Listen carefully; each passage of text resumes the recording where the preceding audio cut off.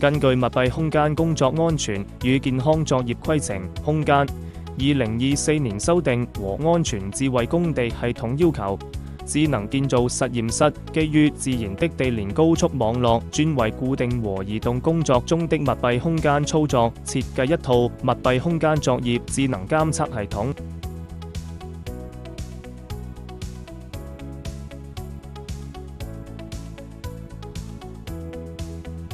用戶通過工作許可申請密閉空間授權，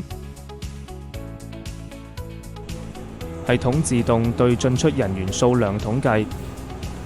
當進入密閉空間的人員數量超過當日授權時，系統將即時發出警示信號。當密閉空間內有未授權人員進入，系統將即時發出警示信號。